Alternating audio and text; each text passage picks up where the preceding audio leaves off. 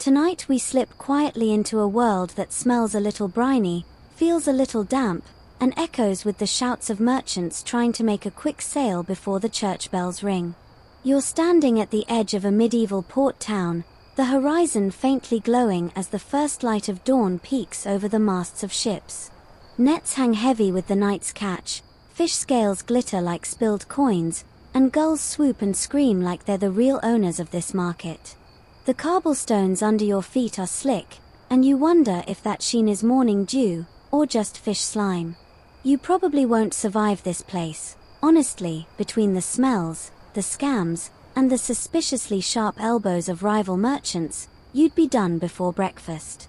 So, before you get comfortable, take a moment to like the video and subscribe, but only if you genuinely enjoy what I do here. Now, dim the lights, and let's ease into tonight's journey together. The first rule you bump into in this slippery marketplace is that you can't just wander in at any hour and start shouting about your cod. In many medieval towns, fishmongers were forbidden from opening their stalls before a set time, often sunrise or just after the morning bells.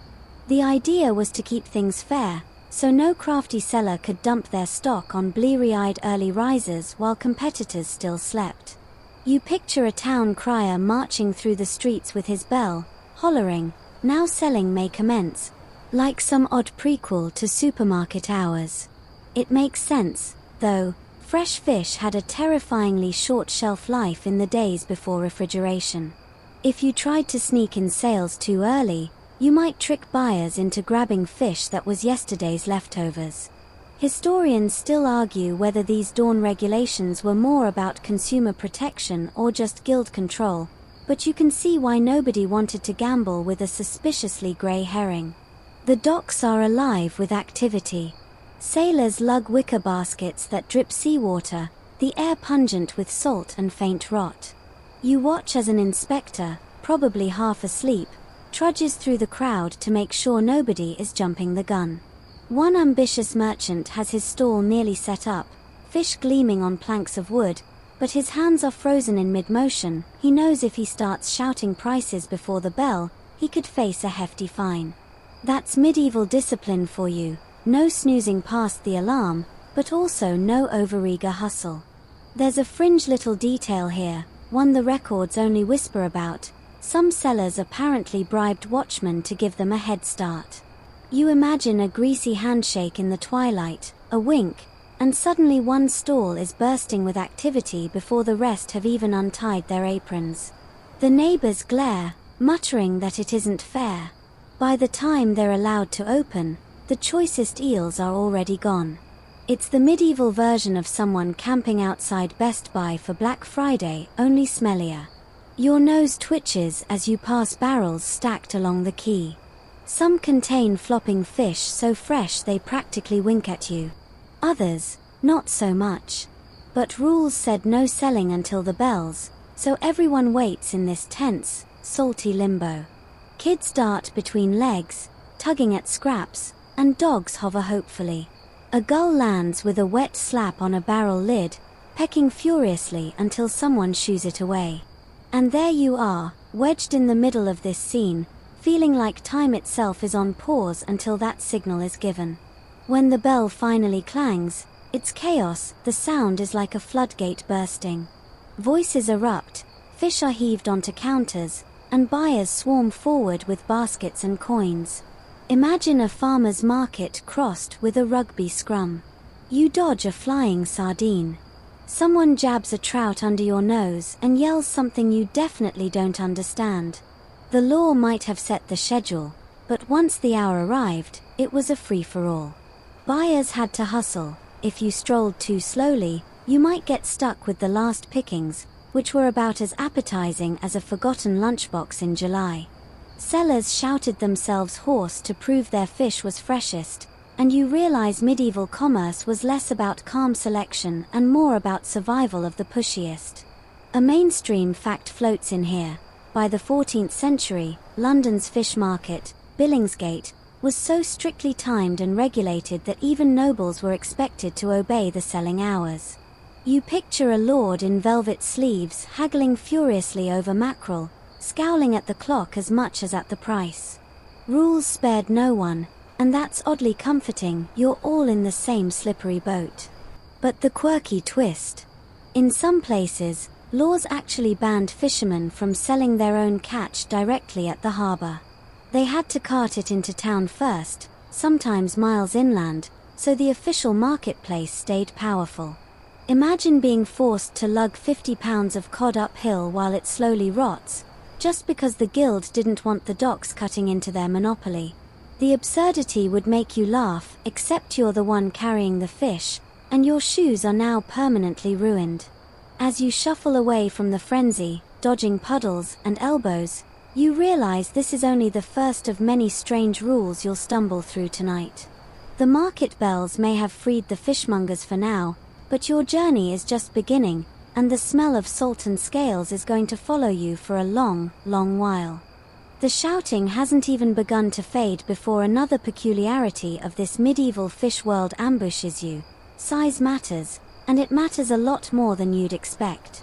You edge closer to a stall where a stern-looking officer, clipboard equivalent in hand, well, more like a wooden rod, leans over baskets of slippery herring. He's not buying, he's measuring. Yes, measuring fish.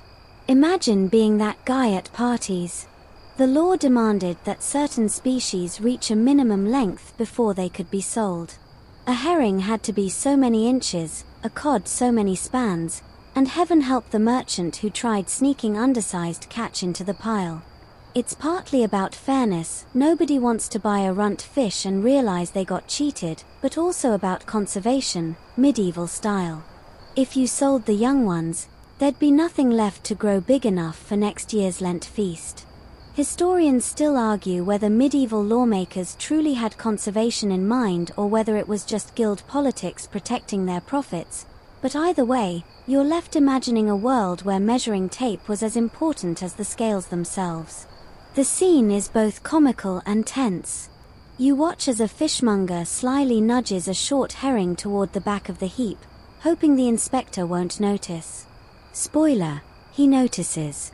With all the gravitas of a judge declaring a sentence, the officer pulls it out, holds it up to the rod, and the crowd tuts like disappointed grandparents. The merchant is fined, maybe has a few fish confiscated. Everyone else watches nervously, like kids hoping the teacher doesn't catch them passing notes. Here's the quirky tidbit. In some towns, inspectors use their hands or feet as improvised rulers. Imagine someone slapping their palm across a fish, declaring, "too short," with no actual consistency. If the inspector happened to have very large hands, your odds weren't great. It makes you wonder if merchants secretly prayed for small-handed officials. You picture a guy with paws like dinner plates becoming the scourge of the herring trade, leaving trails of ruined cellars behind him. The docks smell stronger now, the tangy saltiness mixed with hints of wood smoke from nearby kitchens. A boy darts past you with a basket of what looks suspiciously like undersized eels. You follow at a distance, curious if he'll get caught. The child disappears into a side alley, probably aiming for an innkeeper who doesn't mind bending the rules for cheap stock. Laws existed, sure, but loopholes were everywhere. After all, not every inn guest was picky about whether their stew had the regulation-length fish. A mainstream fact surfaces. By the late Middle Ages, England's Statute of Westminster included provisions on fish size, specifically mentioning herring and cod. The Crown wanted to ensure markets weren't flooded with immature catches that cheated both the buyer and the fishery. The statute, written in crisp Latin, sounds grand and serious, but what it really boils down to is someone crouching in the mud, squinting at a flopping herring with a stick. Medieval bureaucracy at its finest. You shuffle past another stall where merchants argue loudly. One insists his fish is the right measure, by St. Peter's oath, while the other hisses that he's seen those herrings come straight from a pond no larger than a laundry tub. The crowd loves the drama, it's free entertainment. Some whisper that rival sellers often ratted each other out, knowing inspectors were lurking. Nothing like weaponizing measurement law to knock out the competition. Your own shoes squelch as you edge closer, and you can't help smirking at how this law feels like something modern too. Today, we've got minimum sizes for lobsters, crabs, even salmon. Back then, they had the same idea, minus the glossy pamphlets and marine biology charts. The difference is, they didn't always have rulers, just a lot of finger-pointing and guesswork. Still, the stakes were serious. Selling undersized fish could mean fines or public humiliation. One record even hints that in some towns, the offender's fish were dumped dramatically in front of everyone, wasted as an example. Imagine seeing your hard-earned catch splattered across the street, gulls swooping in for the feast, while your rivals laughed. You'd want to sink through the cobblestones. Historians still argue whether buyers themselves cared as much about size as officials claimed. Was the public genuinely outraged at small fish, or was it just another way for authorities to control trade and rake in penalties? It's hard to say. From your spot in the crowd, it looks like the buyers mostly just want their supper, whether the herring is long or short. The sun has fully risen now, painting the market gold. Every scale glitters, every bucket steams faintly in the light. Somewhere, a merchant claps his hands, proud that his stock passes inspection. You wander by, half amused, half awed, thinking how much weight, literally, hung on a few extra inches. And yet, the absurd image sticks. Men in wool cloaks, earnestly measuring fish with sticks, hands, or even belt lengths. It's both practical and laughable. You can't help but imagine the jokes told later at the tavern. How big was your herring today, friend? Followed by groans and chuckles. Some humor never changes, even across centuries. You slip into the flow of the crowd again, stepping over puddles and scales, moving toward the next cluster of stalls.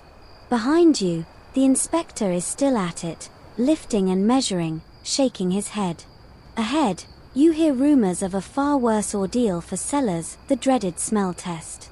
The crowd jostles and sways, and soon you're swept toward another corner of the market where the law wasn't about rulers or rods, it was about your nose.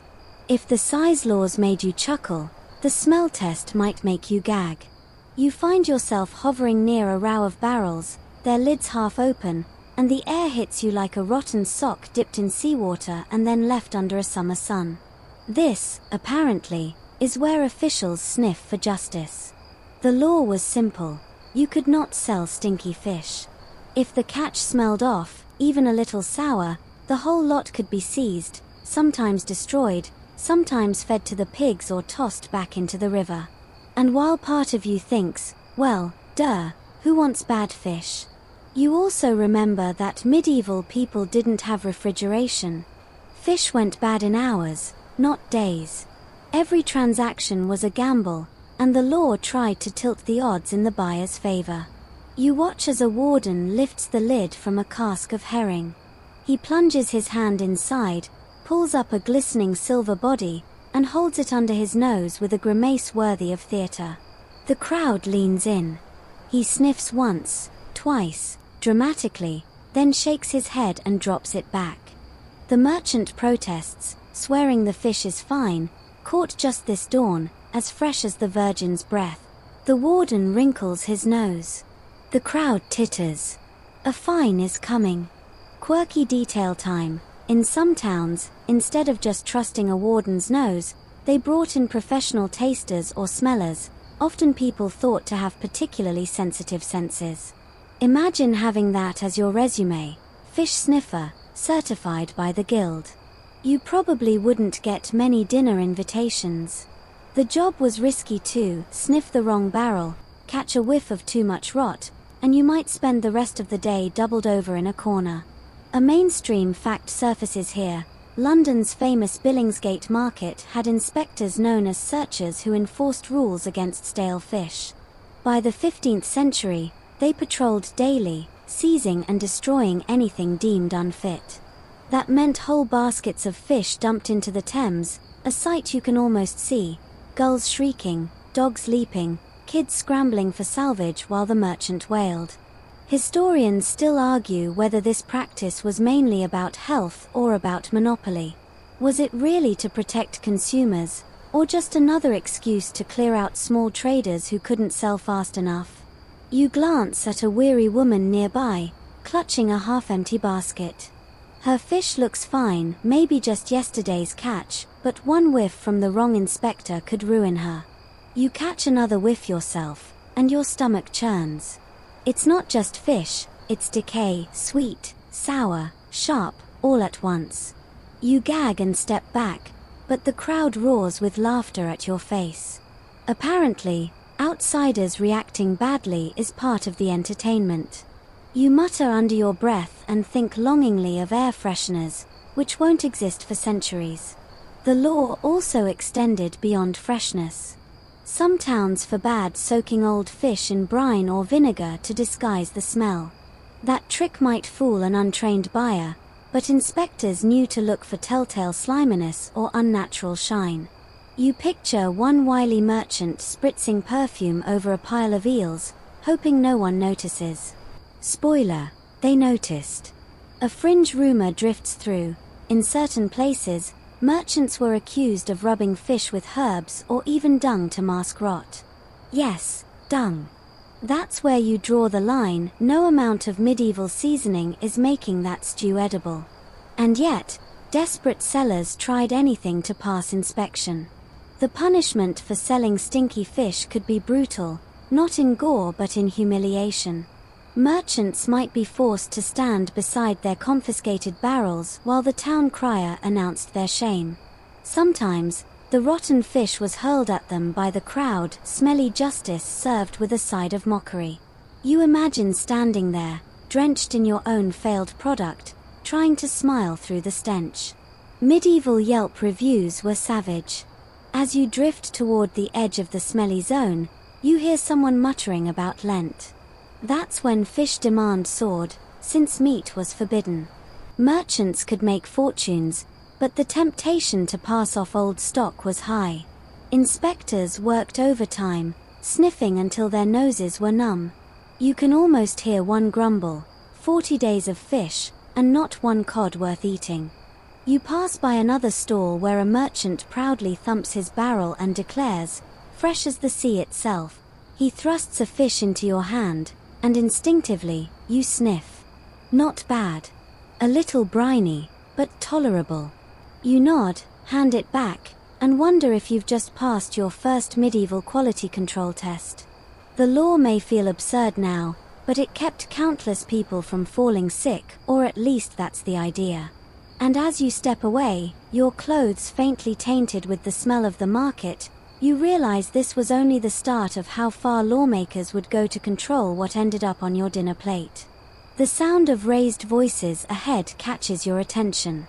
The smell test is nothing compared to the arguments you're about to stumble into, where the very right to sell fish from another country, or even another river, becomes a heated battleground.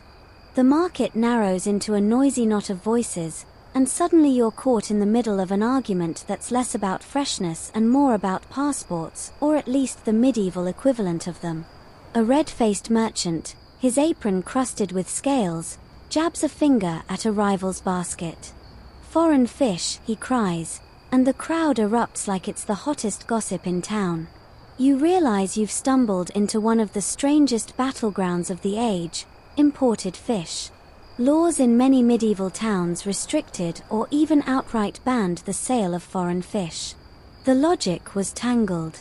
On one hand, the rulers claimed it was about protecting local fishermen.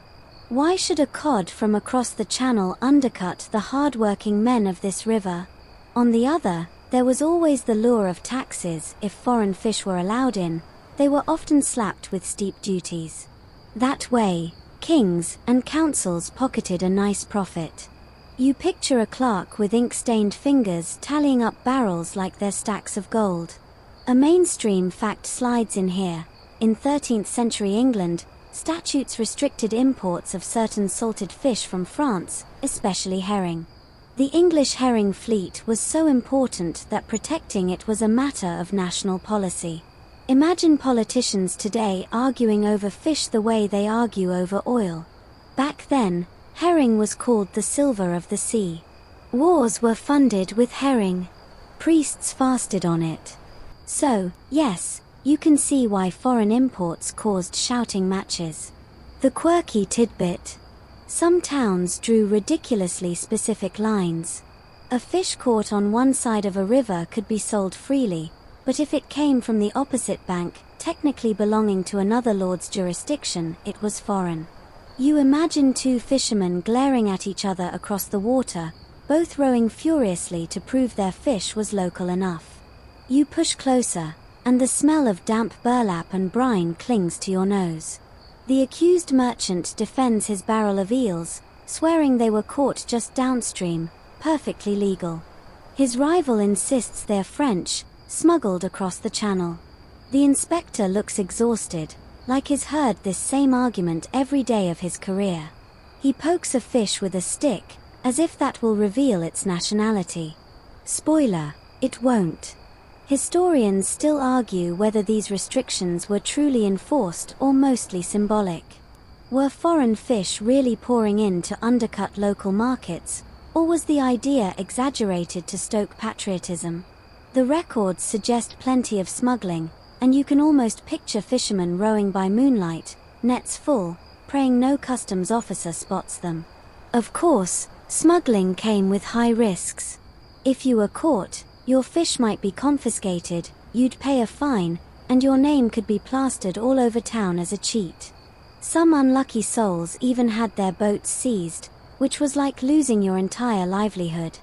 You glance at the nervous eyes of a boy standing beside the accused merchant. He knows one bad ruling today could sink his family's income for months. Meanwhile, buyers just want supper.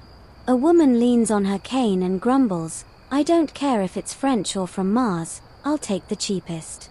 But her voice is drowned out by the shouting. The guild cares, the inspectors care, and the law cares.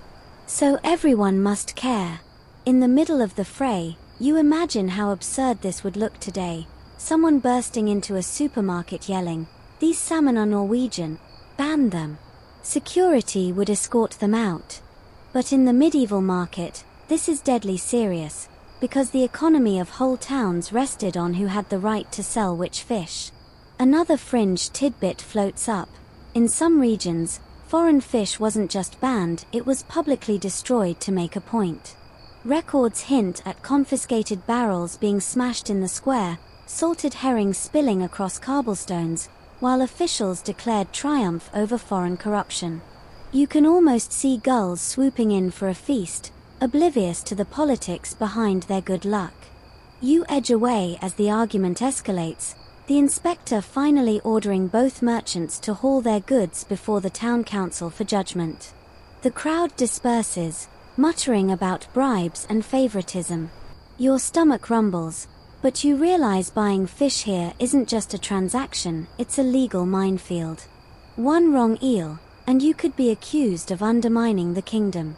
The bells of a nearby church toll the hour, echoing across the river, and you catch a glimpse of women setting up smaller baskets down a side street.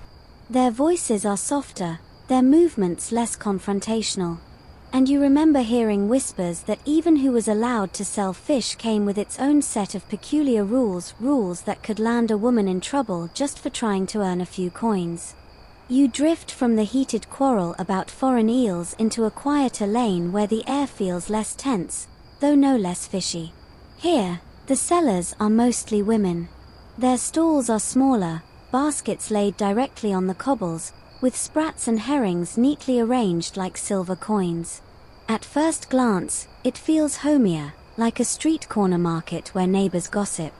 But beneath the chatter, there's a different sort of tension, the kind that comes from laws deciding who can and cannot speak up in this space. Because in many medieval towns, rules about women in the fish trade were peculiar, uneven, and often downright unfair. Some ordinances flat out banned wives from selling without their husbands present. Others limited women to petty retail only, small baskets on side streets, while men dominated the main market halls. You picture the invisible line in the cobblestones. This side is for husbands, that side is for wives. Step across without permission, and you might get fined. The mainstream fact here is London's Fishmongers Company, a guild that by the 14th century held enormous power. Official membership was almost entirely male, but countless women, wives, widows, and daughters still did the gritty work of selling fish day after day. Records even note widows who kept their stalls legally by borrowing their late husband's guild rights, as though a dead man's name could still grant legitimacy. The quirky detail you overhear in this alley is that some women were fined not for selling bad fish, but simply for shouting too loudly. Imagine that your husband bellows like a bull in the main square and it's called good business, but your raised voice is disturbing the peace. You smirk at the absurdity while a stout woman beside you slaps down a herring and mutters that men couldn't sell a sprat if their lives depended on it. Historians still argue whether women were genuinely excluded or whether these rules were often ignored in practice.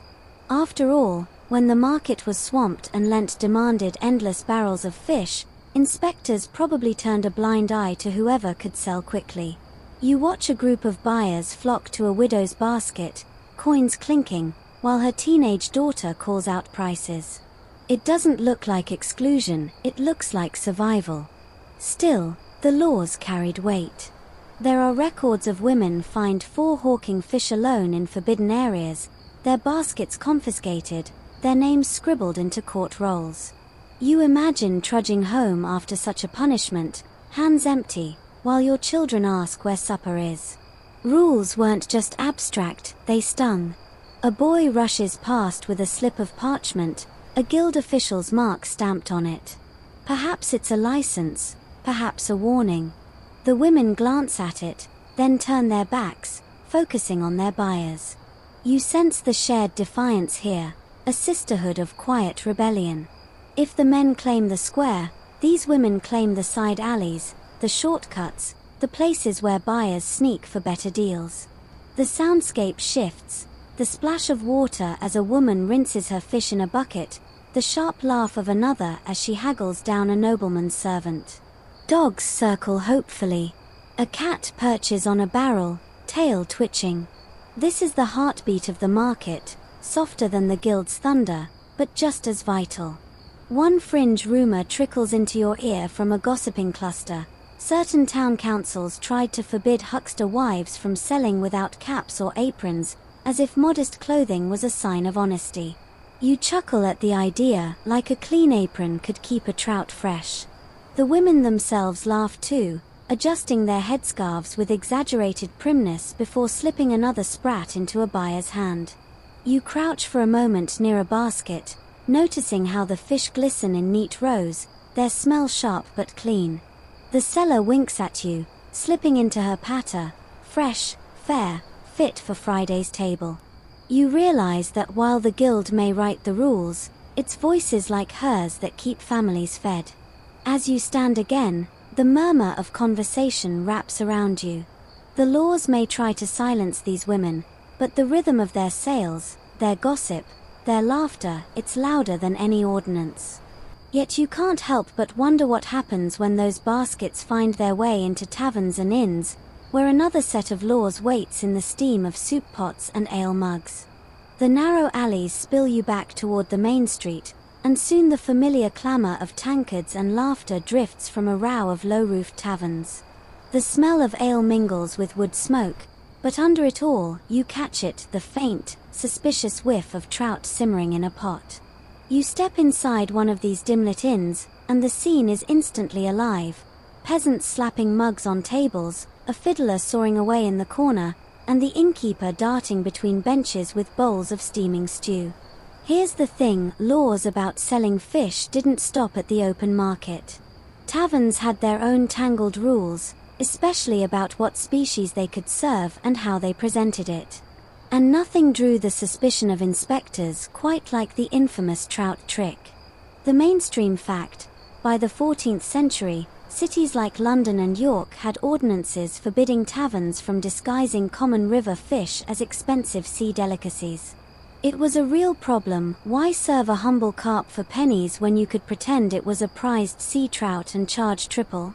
Buyers were often drunk, hungry, and not exactly keen-eyed. Perfect targets. You find yourself at a long table as a serving girl slaps down a bowl of fish stew in front of a weary traveler. He leans in, inhales deeply, and nods with satisfaction. Sea trout, the innkeeper boasts loudly. You peer into the broth, spotting tiny bones and pale flesh that scream river trout. A few peasants nearby snicker knowingly, whispering, "That's pond fish, for sure." Quirky tidbit. Some laws required taverns to announce exactly what fish was being sold, sometimes even posting a chalk sign. Imagine walking into a medieval pub and reading, in chalky scrawl, "Tonight, 3-day-old carp, slightly smoky." Not the best marketing, but at least it was honest. Of course, many innkeepers ignored this, confident their dim lighting and boozy customers would cover their tracks. Historians still argue whether these ordinances were about genuine consumer protection or more about guild control. The fishmongers hated the idea of taverns undercutting their monopoly. If an innkeeper bought directly from a fisherman, skipping the guild stalls, it could destabilize the whole market. So were the tavern rules really about avoiding trickery or about keeping the guild's grip tight? You sit back, watching a lively exchange at the next table. A customer insists his stew tastes muddy and demands proof it's sea trout. The innkeeper swears on St. Peter's beard it came off a ship that morning. The crowd chuckles. Someone jokes that the only ship it saw was a rowboat on the local mill pond. The fiddler changes tune to something cheekier, and laughter fills the smoky air. But there's risk here. If inspectors caught taverns lying, punishments ranged from hefty fines to public shame. Records mention innkeepers marched through town with rotten fish strung around their necks, mocked as frauds. You picture a red-faced landlord, dripping stew down his tunic, scowling while the crowd jeers. Medieval cancel culture was brutally literal. Another fringe tidbit floats in. Some taverns tried to upgrade river fish by dunking them in brine or rubbing them with seaweed, hoping to fake that ocean tang.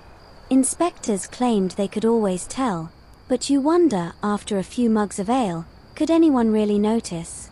You imagine a tipsy customer declaring, "Best sea trout I ever had," while chewing on a local pike. The tavern buzz is relentless, clinking mugs, bursts of song, the scrape of benches. In the corner, a group of clerics debate whether eating trout on a Friday actually counted as fasting, since it wasn't strictly sea fish. Their voices blend theology and hunger, and you smile at the idea of scholars arguing over soup. The innkeeper, sweating and grinning, catches your eye. "Care for a bowl, traveler?" he asks. You shake your head politely, knowing what's in that pot probably wouldn't pass the market sniff test. Still, there's a charm here, the hustle, the audacity, the shared joke that everyone knows but no one admits. As you step back into the night air, the tavern door creaking shut behind you, the streets feel quieter.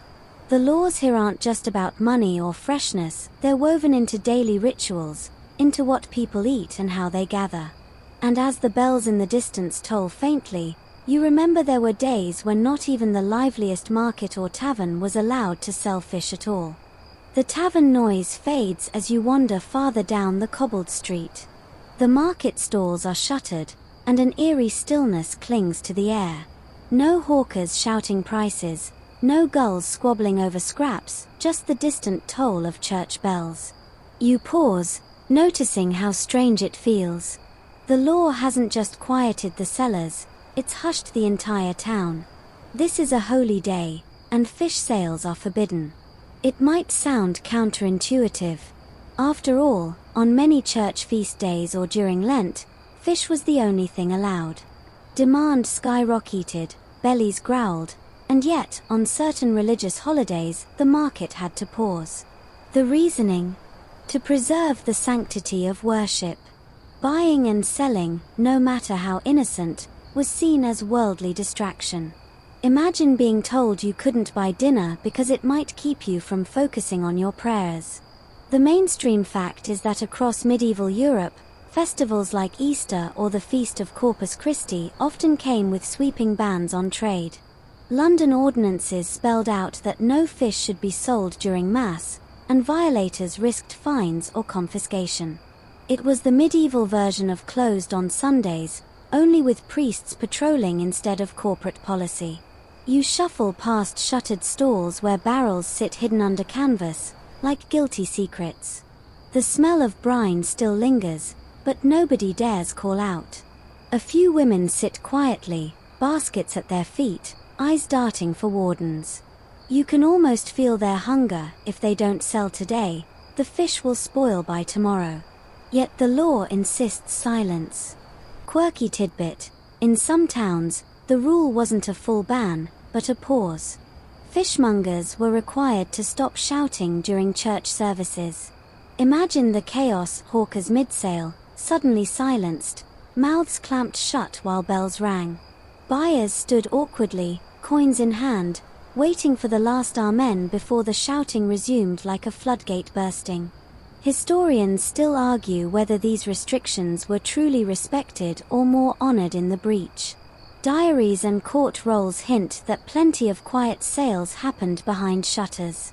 You imagine someone slipping into an alley, whispering, "Pest, fresh herring, no bells will hear us." The law was written in ink, but hunger wrote its own rules. The quiet feels heavier as you continue walking. Without the market's din, you notice new sounds: the trickle of water in gutters, the creak of ship masts swaying in the harbor, the muffled prayers echoing from the church. It's oddly peaceful, yet unsettling, like the city is holding its breath. You stop near a church door, watching worshippers file in. Some carry baskets covered with cloth, and you smirk, guessing they're hiding fish underneath. Maybe it's an offering, maybe it's contraband. One boy drops his bundle, and a silver flash tumbles onto the stones. Gasps ripple through the crowd. He snatches it up, cheeks red, as the priest frowns. You're not sure whether the sin here is clumsiness or commerce. Another fringe rumor whispers to you through memory: in certain places, selling fish during forbidden hours was treated almost like heresy. A chronicler mentions sellers publicly shamed, accused of disrespecting the faith. Some were even dragged before church courts. You picture a weary merchant standing in a cold chapel, trying to explain that hunger, not heresy, drove him to whisper a sale. The bells ring again, this time signaling the end of Mass. Suddenly, life stirs. A woman shifts her basket, a man pulls back his canvas, and coins jingle softly. The pause is over, the law satisfied. It feels like watching a tide return after retreating, silent tension breaking into noisy relief. You walk on, realizing how deeply these laws wove themselves into the rhythm of everyday life. Fish wasn't just food, it was tied to prayer, ritual, even morality. And as the market reawakens, you catch a glimpse of another form of struggle simmering nearby. The rivalry wasn't only between priests and merchants, but between two powerful guilds, the fishmongers and the butchers, locked in a battle fiercer than any you've seen so far. The bells fade into the distance, replaced by a different kind of clang: the ringing of knives against iron hooks, the chopping thud of cleavers hitting wooden blocks. You round a corner and suddenly the smell shifts from brine to blood. Here the butchers hold court, their stalls hung with glistening cuts of meat.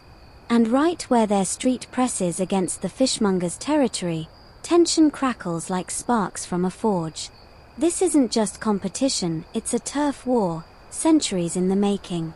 Fishmongers and butchers often shared similar customers, especially during fasting days when meat was forbidden and fish became king. But their guilds despised each other. Laws were written, rewritten, bent, and weaponized in this struggle for dominance. You stand right in the middle, half expecting to see someone toss a cod at a cow carcass. The mainstream fact: in London during the 14th and 15th centuries, The fishmongers' company and the butchers' company both lobbied the crown for privileges. At times, the fishmongers managed to ban butchers from selling meat during Lent entirely.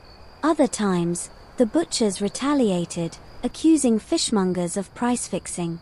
Chronicles describe the rivalry as fierce enough to spill into riots. Imagine Wall Street traders armed with cleavers and haddocks, same energy. You hear shouting. A butcher waves his knife like a scepter, sneering at a fishmonger across the way. Your stinking herring couldn't feed a dog. The fishmonger fires back.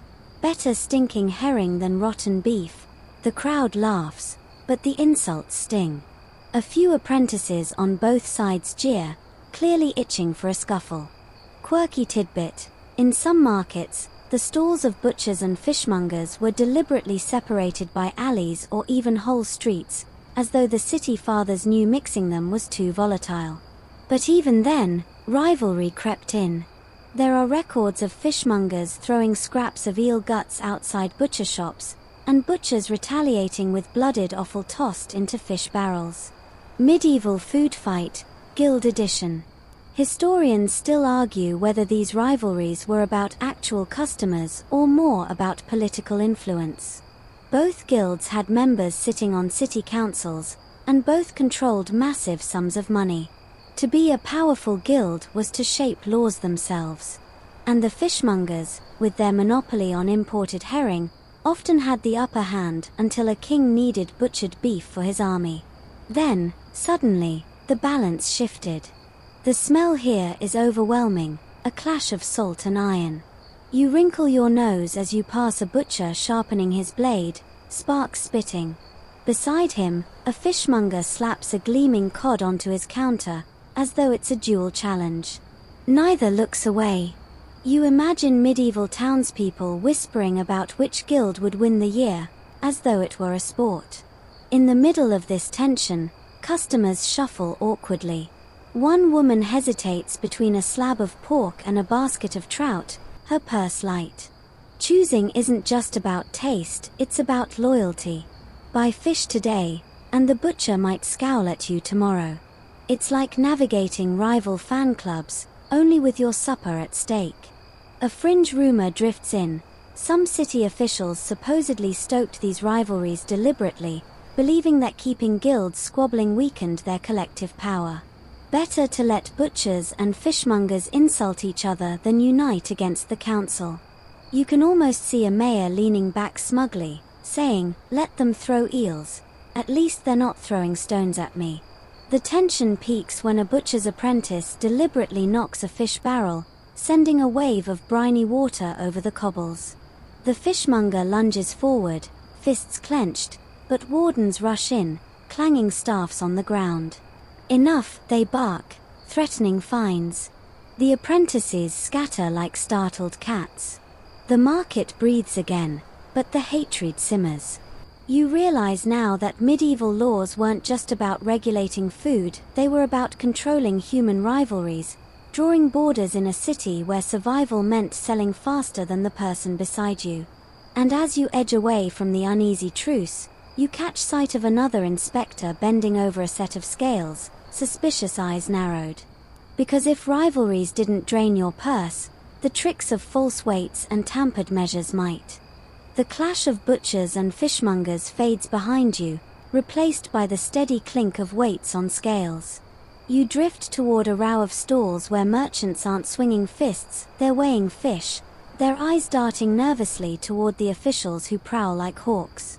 Because in the medieval market, if there was one thing guaranteed to stir suspicion, it was the scale. The law was crystal clear: merchants had to sell by honest weight. Every town had official standards, little lumps of metal or stone kept under lock and key in the guild hall or town hall. Inspectors compared stall weights against these true measures, and anyone caught cheating risked fines, confiscation, or worse. It sounds straightforward, but as you lean closer, you realize the temptation to fudge a little was irresistible. A mainstream fact, medieval England's assize of weights and measures, confirmed under Edward I, laid out the rules for trade, fish included. Markets were supposed to use uniform pounds and ounces, often marked with official stamps. Yet, records are full of complaints about lightweights and false measures.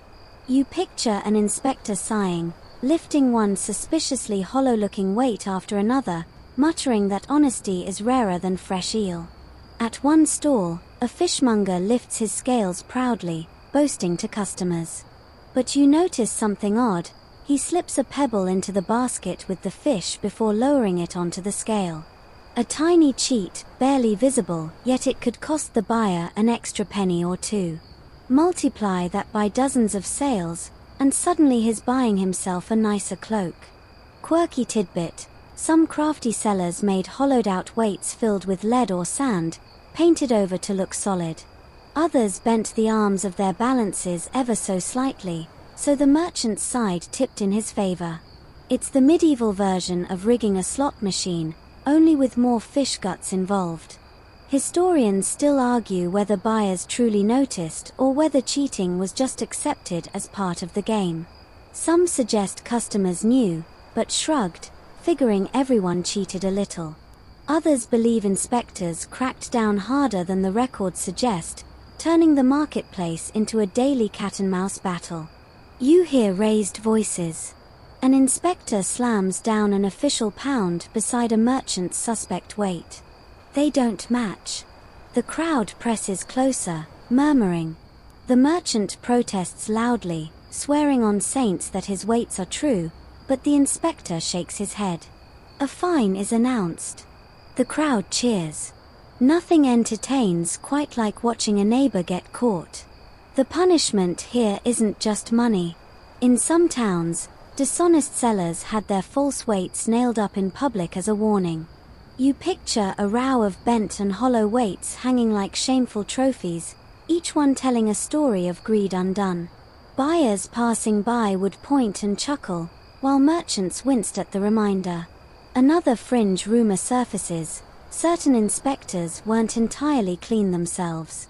Whispers suggest they sometimes found false weights where none existed, pocketing bribes to look the other way. You imagine a sly handshake under a stall table, a coin slipping into a sleeve, and suddenly a suspicious weight looks just fine. Justice smells a little fishy, you might say. You lean over a stall, watching a woman haggle fiercely. She squints at the scales, demands the fish be reweighed, and taps her foot impatiently. Her voice rises until the merchant sighs, adds an extra herring, and the crowd chuckles. Clearly, not every customer was an easy mark. Some had eagle eyes, sharp tongues, and no patience for scams. The sounds of this section of market are distinctive: the squeak of scale arms, the clatter of weights dropped on wooden boards, the mutter of bargains struck. It's a music of measurement, each note carrying tension. 1 extra ounce, 1 missing ounce, it all mattered. As you step away, you glance back at the inspector, still bent over the scales, still shaking his head. Laws about weight and measure were never glamorous, but they struck at the heart of fairness. And in a world where hunger was always close, even a cheated ounce of herring could feel like theft. Ahead, you notice smoke curling from sheds near the water. The air thickens with the scent of salt and wood smoke, of fish being transformed from slippery silver into lasting food. Preservation had its own labyrinth of rules, and plenty of secrets waiting in those smoky rooms. The tang of brine grows sharper as you wander toward the water's edge. Soon the air thickens with wood smoke, curling from squat sheds lined along the quay. Inside, shadows move among barrels, racks, and fires, the heart of medieval fish preservation. Here, the law didn't just tell you what you could sell, it dictated how you could preserve it, because spoiled fish wasn't just unpleasant, it was dangerous.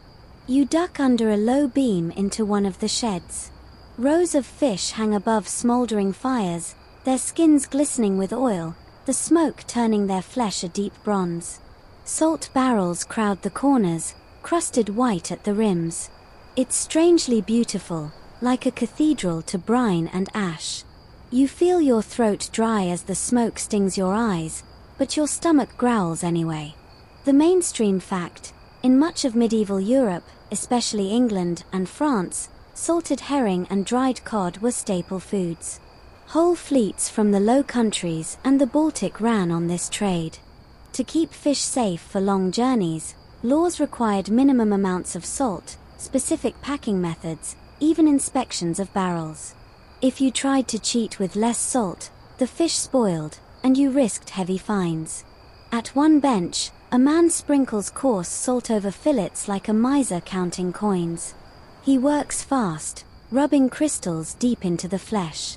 Yet you notice him pause, glancing over his shoulder, and pour half a handful back into the barrel. Salt was expensive, sometimes worth more than the fish itself, and sellers were tempted to skimp. A little less salt meant bigger profit, until the stench of rot betrayed them. Quirky tidbit: some laws required barrels of salted fish to be opened in front of officials, who would jab long iron spikes deep inside to check for rot. If the fish near the bottom was spoiled, the entire barrel could be confiscated. You imagine the terror of hearing a spike scrape through your barrel, praying no foul odor leaked out. Historians still argue whether these preservation laws actually protected consumers or mainly protected reputations. Was it about keeping people healthy, or about ensuring England's herring stayed competitive in foreign markets? Perhaps both.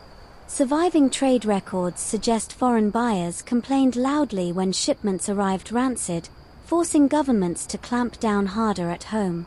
In one corner, smoke curls thick around racks of eels. A woman pokes the coals, muttering, her face smeared with soot. The smell is sharp, almost metallic. She whispers to a neighbor about inspectors rumored to take bribes, letting undersalted barrels slip through if enough coins crossed palms. You can almost taste the corruption, bitter as the smoke. Nearby, boys roll barrels toward the quay, each stamped with a mark of approval. These stamps were like passports, proof the barrel met legal standards. Without it, you couldn't sell abroad. The boys grunt, shoving the heavy loads, while gulls swoop overhead, greedy for scraps. A fringe rumor floats your way: in some towns, rival fishmongers accused each other of watering their salt, mixing in sand or ash to stretch supplies. Officials supposedly caught one seller whose barrels held layers, fresh fish on top, rotting mess beneath. From the street, it looked fine. From the inside, it was a disaster. Punishment was swift, sometimes involving public shaming, sometimes even jail. You crouch by a barrel, running your fingers along the salty crust. It's rough, scratchy, leaving grains stuck to your skin. The preservation laws might seem obsessive, but you realize they were all that stood between survival and sickness. In an age without refrigeration, fishmongers walked a razor's edge. Too little salt, too much greed, and someone's supper turned into poison. The sound of the smokehouse is a steady crackle, punctuated by the occasional cough. Outside, the harbor creaks with ropes and wood, the faint splash of oars drifting over water. Barrels thump as they're stacked, stamped, and sealed for sale. You picture them traveling weeks, even months, before reaching hungry mouths inland. And yet, as vital as preservation was, it also opened the door to countless little cheats. You can almost hear merchants whisper, "A little less salt here, a softer stamp there, who will know?" The answer, of course, came when someone cut open a barrel far from the coast, gagging on the smell. As you step back into the open air, lungs grateful for the sea breeze, you realize these preservation laws were only part of the larger picture. It wasn't just about the fish itself. It was also about who had the right to sell it, and whether their guild gave them that power. Ahead, the crests of guild banners ripple in the wind, signaling another layer of law waiting for you. The salt and smoke cling to your clothes as you step out of the preservation sheds, but now another sight catches your eye: brightly painted banners flapping above stalls, each bearing symbols of fish, hooks, or even saints. These aren't decorations, they're badges of authority. Because in the medieval world, you couldn't simply decide to sell fish. You needed the blessing and the control of a guild. You drift into the heart of the fishmongers' territory, where the stalls are lined in orderly rows. Each one has a mark, either burned into wood or painted on cloth, showing the guild seal. Without that seal, your stall could be torn down by officials before you'd even sold your first herring. The mainstream fact: in London, the Fishmongers' Company became one of the most powerful guilds in the city, formally incorporated by royal charter in 1272. By the late Middle Ages, it ranked among the great 12 livery companies. Membership meant protection, privileges, and, most importantly, the legal right to trade. Outside the guild, you were nothing more than a poacher in their eyes. You watch as a nervous-looking man tries to sell a basket of river trout without the proper guild approval. His stall is modest, his hands rough, probably a fisherman who just wanted to sell directly. But soon guild wardens stride over, cloaks swaying, eyes sharp. They demand his license.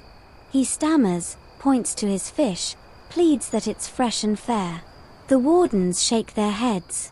Within minutes, his basket is confiscated, his stall dismantled. The crowd watches silently, everyone knows the rules. Quirky tidbit: some guild rules went as far as dictating where members could fish, when they could sell, and even how long apprentices had to train before handling money. One London record mentions apprentices spending 7 years just learning to cut, clean, and carry fish before being trusted to sell on their own. Imagine lugging eels for 7 years, only to be told you still can't touch the scales. Historians still argue whether these guild restrictions protected quality or simply entrenched monopolies. On one hand, they maintained standards and made sure only skilled fishmongers handled food. On the other, they crushed independent fishermen and raised prices by limiting competition. Was it public health, or just profit dressed up as regulation? The debate lingers. As you walk deeper into guild territory, the difference is striking. The stalls are cleaner, better built, and far more crowded with customers. The guild's power is visible in every polished counter and gleaming fish laid out with care. A boy sweeps constantly, shooing away flies. Even the cries of the sellers sound sharper, more confident. Guilds gave their members pride, and a little swagger. Still, cracks in the system show. Whispers pass through the crowd about secret sellers who trade in back alleys, offering cheaper fish without guild oversight. Some townspeople prefer these illicit markets, risking fines to save a few pennies. It's a shadow economy, nibbling away at the guild's dominance. You pass one stall where an old fishmonger leans proudly on his counter, displaying a heavy silver badge pinned to his chest. It's the sign of a guild officer, a man who inspects others, enforces rules, and keeps rivals in line. He notices you staring and grins, lifting a trout like a trophy. Best in London, he declares, though you're not entirely sure that's true. A fringe rumor drifts by. Some guild officers supposedly took advantage of their power, seizing fish from non-members, then quietly selling it themselves. Confiscation became a form of theft, cloaked in law. You can almost see the sly smile as a barrel of herring disappears into the officer's own cellar. The atmosphere is equal parts awe and intimidation. Customers bow their heads respectfully, apprentices scramble to obey orders, and wardens stride like kings. Yet beneath it all simmers resentment, the independent fisherman barred from selling, the customers forced to pay higher prices, the whispers of corruption. You trail along the rows, taking it all in. The guild may have promised order, but its grip is tight, sometimes choking. And as the banners flap overhead, you can't help but notice another, quieter figure watching the market from a distance. A church clerk, ink-stained fingers folded in his sleeves. His presence is a reminder that the guild wasn't the only power with something to say about fish. The church had its own web of rules, and they reached far deeper into daily life. The guild banners fade behind you, but now your eyes catch the gleam of robes, clerics moving through the crowd, their pace unhurried, their authority absolute. Fishmongers pause mid-sail, bow slightly, and wait until the men of the church pass. Because in the medieval world, the church wasn't just preaching about heaven, it was also telling you when and how you could sell a carp. You drift closer, ears catching snatches of conversation. One woman complains that she can't buy meat this week, and so must settle for salted herring yet again. Another mutters about Lent, tallying up the number of fasting days she's endured. It dawns on you, the church calendar was a tyrant of fish consumption. With over 150 days a year marked for fasting, fish became not just food but the religiously approved substitute for meat. Mainstream fact: by the 13th century, fasting laws were firmly entrenched across Christendom. Fridays, Lent, vigils of saints' days all banned meat but allowed fish. Monarchs and bishops issued repeated reminders, and sometimes fines, to ensure people obeyed. For fishmongers, this was both a blessing and a curse. Demand soared during fasting seasons, but so did scrutiny from officials watching closely for fraud. A priest stands near a stall, inspecting baskets of eels. His thin lips pressed together as he reminds the fishmonger to keep prices fair, for the sake of souls. The fishmonger nods eagerly, though you notice his thumb pressing a scale downward with suspicious force. Faith and profit clash in every gesture here. Quirky tidbit: some towns banned butchers entirely from selling during Lent, forcing citizens to buy fish instead. In certain regions, even eggs and dairy were off-limits, which meant fishmongers grew rich while chicken sellers sulked. Imagine being the one guy trying to sell cheese during Lent. Customers would cross themselves and scurry past, eyes fixed on barrels of herring. Historians still argue whether strict fasting rules genuinely improved moral discipline or merely reshaped economies. Did people feel more pious as they choked down dried cod, or did they quietly resent the church for meddling in their meals? Surviving sermons suggest both. Some praised the discipline, others grumbled about expense and monotony. As you weave through the crowd, you notice a darker undercurrent. Rumors say certain monks ran their own fish businesses, selling surplus from monastic ponds while preaching abstinence to the townsfolk. A neat little side hustle cloaked in holiness. You can almost picture the abbot, hands lifted in pious blessing, while behind him barrels of pike roll onto a cart headed for market. The sensory atmosphere shifts here. Bells ring in the distance, calling the faithful to prayer. The smell of incense lingers faintly, mingling with the fishy air. The rhythm of the market slows as townsfolk glance at the clerics, reminding themselves that this isn't just commerce, it's also spiritual duty. Nearby, a woman haggles fiercely, insisting she deserves a fair price because she's buying for the glory of God. The fishmonger sighs, knocks off a penny, and mutters something under his breath. Even religion, it seems, could be used as a bargaining chip. A fringe rumor trickles your way. On fasting days, some sellers supposedly disguised meat as fish. There are tales, perhaps exaggerated, of eels stuffed with pork, or meat pies passed off as pike pies. Was it culinary creativity or outright heresy? Hard to say.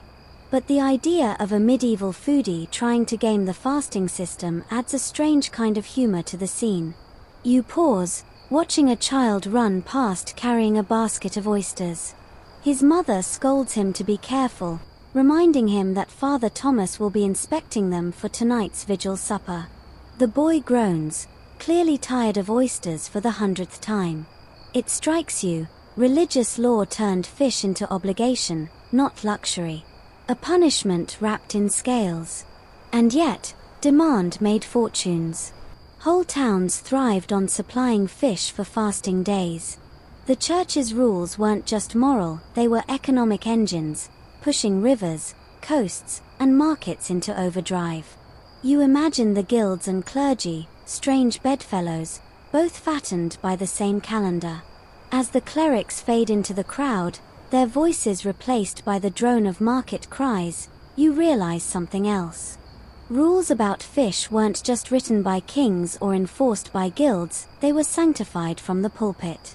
Sacred law bled into civic law until you couldn't tell one from the other. But even with fasting days swelling demand, there was always a bigger problem. What if the fish simply weren't there? Ahead, you see villagers pointing upstream, grumbling about empty nets. A debate is rising, sharp as gull cries. It's about who gets first claim to the river, and whether the laws of ownership outweigh hunger itself. The market's noise fades as you follow the grumbling villagers upriver.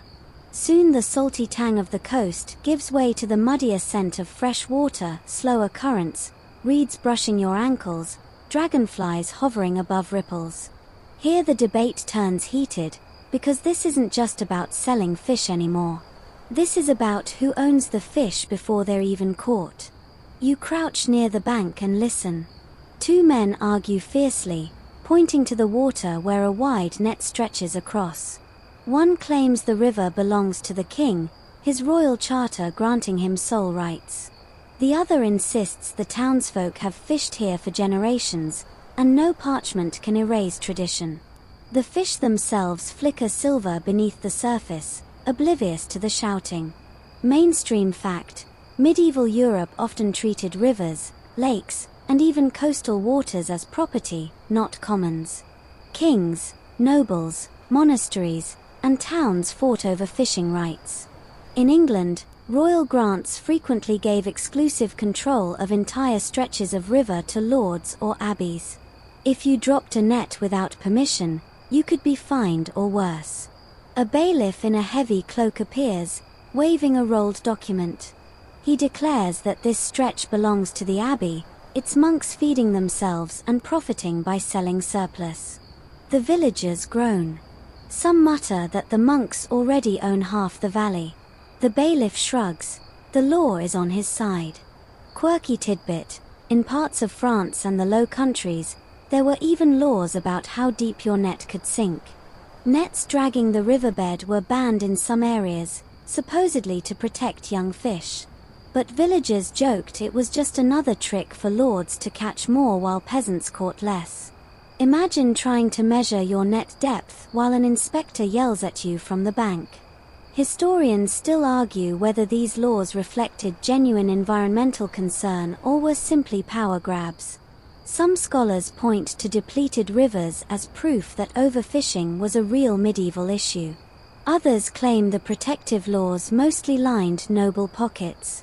Maybe the truth, slippery as a trout, wriggles somewhere in between. As you watch, an old woman with a basket sighs and shakes her head. She remembers when the river flowed free, before charters carved it into private slices. Her voice trembles as she tells a story of a boy whipped for poaching eels, his crime, lifting a few slippery creatures from a lord's pond. The river, once a lifeline, became a courtroom. Further upstream, you spot wooden structures jutting across the flow, fish weirs. These barriers trapped fish in clever cages, easy to harvest. But laws often banned or restricted them, because they blocked boat traffic and, conveniently, funneled fish away from common folk into private hands. In London, King Edward I ordered the destruction of illegal weirs along the Thames. The penalty for rebuilding them could be brutal fines or even imprisonment.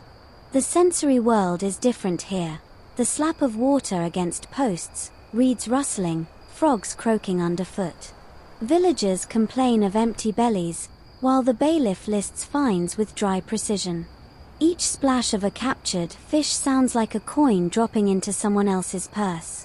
A fringe rumor bubbles among the crowd, some desperate villagers supposedly fished by moonlight, slipping nets into the water at night and praying not to be caught. If spotted, they'd pretend to wash clothes or fetch water. You imagine the fear, hearts pounding as armored men approach, nets hidden under reeds, the river holding its secrets in the dark. Nearby, a young man throws down his basket in frustration, muttering that his family will go hungry while monks feast. Another retorts that the monks at least pray for their souls, as if that balances the scales. The tension is palpable. the river itself feeling contested, every ripple echoing with arguments. You trail along the bank, noticing carved posts marking boundaries, territorial lines as invisible to fish as stars are to us. It's absurd and a little sad, the way humans divide a river with laws, while the trout glide freely until net or hook ends them. And yet, for all the arguments, the outcome is always the same. The powerful claim the water, the villagers obey or risk punishment, and fish become another pawn in the endless struggle between need and control. You sigh, stepping away from the shouting, the law scrolls, the muttering villagers. Ahead, beyond the river bend, you hear a very different noise, laughter, singing, and the clang of tankards. Because even in a world of restrictions, rules didn't always hold. Sometimes festivals broke the laws wide open, turning fish markets into carnivals of chaos. You follow the river path until the sound of laughter swells, spilling into the twilight like ale foaming over a mug. Soon you stumble upon a village square ablaze with lanterns, their orange glow dancing on banners strung across timbered houses. The fish market has been swallowed by a festival, and suddenly the strict laws of monks and guilds feel far away. Here, barrels of ale roll freely, fiddles screech cheerfully, and tables groan under heaps of food.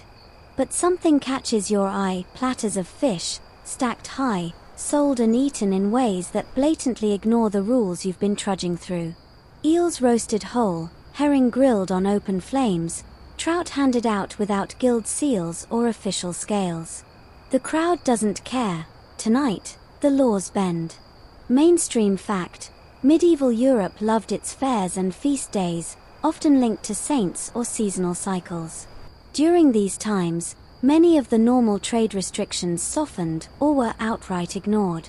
The sheer number of buyers and sellers overwhelmed enforcement. In some places, even foreign fishmongers, normally banned, could set up temporary stalls. Markets turned festive, chaotic, and impossible to police. You watch as a pair of guild wardens arrive, faces stern, intent on shutting down unauthorized stalls. But within minutes they're drawn into the rhythm of the crowd. Someone thrusts a tankard into one man's hand, another plops a roasted eel onto the other's plate. By the time a fiddler spins a jig, both wardens are laughing, laws forgotten. You grin, it seems even enforcers have their breaking point. Quirky tidbit: in some coastal towns, mock ceremonies crowned a king of the fish fair, a clownish figure who parodied the real guild masters. He wore a crown of fish bones or seaweed and made laws that everyone gleefully ignored. Imagine trying to enforce price controls while the crowd cheers for a man wearing a lobster claw as a scepter. Historians still argue whether these festivals undermined authority or cleverly reinforced it. On the surface, they mocked rules and officers.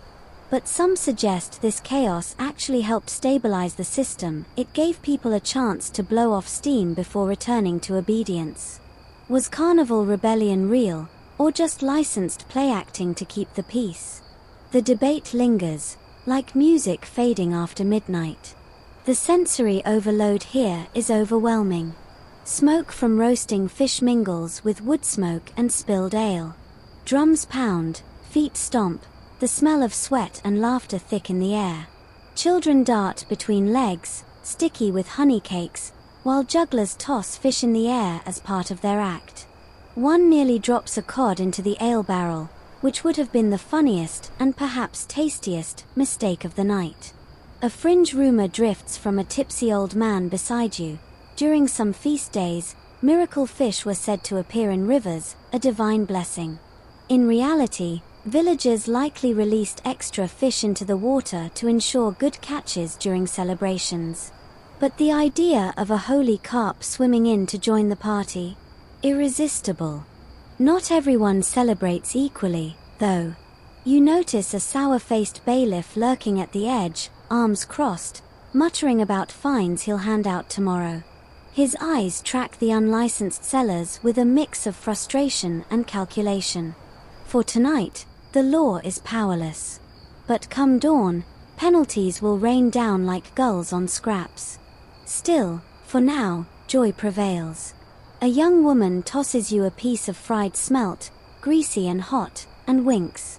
You take a bite, crisp, salty, delicious. Maybe the best thing you've tasted on this whole long walk through law and regulation. It proves a truth the villagers already know: sometimes food just tastes better when eaten in defiance. The music swells one last time, voices rise in a drunken chorus, and for a moment you forget the endless fines, licenses, and arguments. In the glow of lanterns, everyone feels equal, bound not by laws but by laughter and hunger. But as the night wanes and fires burn low, shadows grow longer. Tomorrow, the guild will reclaim its stalls, the monks will preach their fasting sermons, the bailiffs will tally their fines. The festival's freedom is fleeting, a bright spark quickly dimmed. And as you slip away from the revelry, stomach warm and head light, a quiet thought follows. In a world where rules twisted around every fish, moments of rebellion mattered. Yet when the last tankard is drained, the laws still return. Ahead, beyond the village, looms the vast sea, dark and restless. You sense that your wandering through odd medieval fish laws is drawing to its close. The final stretch lies before you, the strange legacy these rules left behind, and the lingering ripples they cast across centuries. The night air cools as you leave the festival behind. The path opens toward the sea, wide and dark, waves rolling like the slow breathing of some giant asleep. You pause, toes in the sand, and listen not just to the surf but to the echoes of all the rules you've trudged through. Odd medieval laws about fish, each one slippery, tangled, sometimes absurd, yet together they shaped whole communities. Out here, away from the guild banners and monastery kitchens, the sea feels limitless. Yet even here, laws once tried to draw invisible lines. Royal decrees marked which harbors were taxed, which coasts belonged to which lord, even which foreign ships could sell their salted herring. The fish themselves swam free, but humans could never resist staking claims. Mainstream fact: the Hanseatic League, a powerful confederation of trading cities across northern Europe, dominated fish trade in the late Middle Ages. Herring, in particular, became a backbone of their wealth. Cities like Lübeck and Hamburg enforced strict laws on preservation, shipping, and sale, creating a system that reached far beyond any single town. You trace a line in the wet sand with your toe, thinking about how often medieval people drew similar lines across water, markets, and even dinner plates. Each law carried echoes, some about health, some about control, many about money. And though centuries have passed, some of those ripples still touch your world today. Quirky tidbit: a few old fish laws never actually disappeared. In some coastal towns, ancient rites are still celebrated in ceremony. One village in England once kept a law stating that any sturgeon caught in local waters had to be presented to the monarch. Imagine catching a giant fish and realizing, well, I guess this belongs to the king now. Historians still argue whether medieval fish laws were primarily protective, saving stocks, guarding health, or exploitative, crafted to squeeze profit from the poor. Some believe they reveal a surprisingly early awareness of sustainability. Others say they simply reveal a timeless truth: wherever there's food, there's power, and power rarely shares fairly.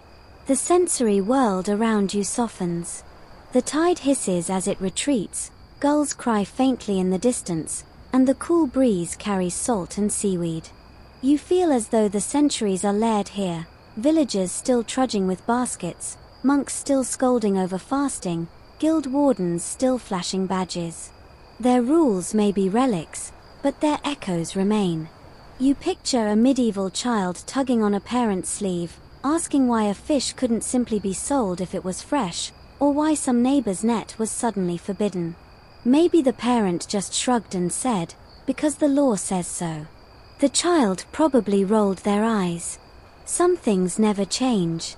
A fringe rumor drifts to you, half imagined in the sound of waves, sailors telling tales of forbidden fish that cursed anyone who ate them on the wrong day. Likely invented to explain unlucky voyages, but it shows how rules even became myths. Fish were never just food, they were tangled in story and superstition. Standing here now, you realize how odd, how human it all is.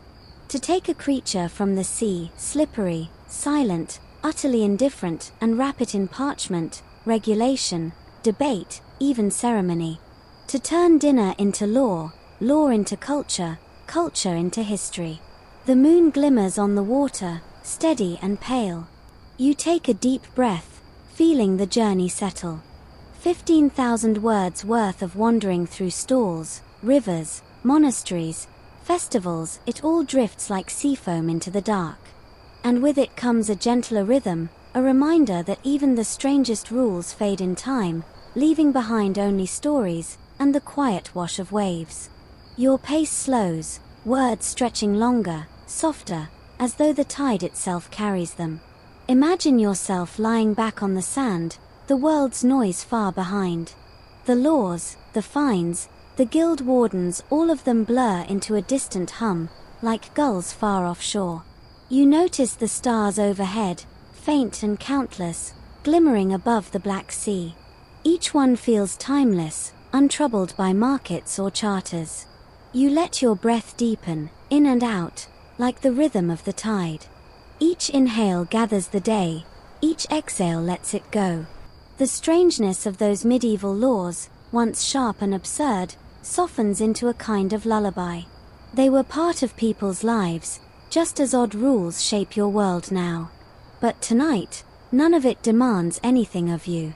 Tonight, you can let them pass like clouds. The sand beneath you feels warm at first, then cool, and you imagine sinking slightly, as though the earth cradles you. The sea whispers steadily, not demanding, just present, forever. You close your eyes, letting the last images fade, markets buzzing, monks scolding, festivals blazing, rivers contested. They dissolve into one gentle image, a silver fish gliding calmly through moonlit water, free at last from nets, scales gleaming. You breathe with it. You drift with it. You sleep with it. Sweet dreams.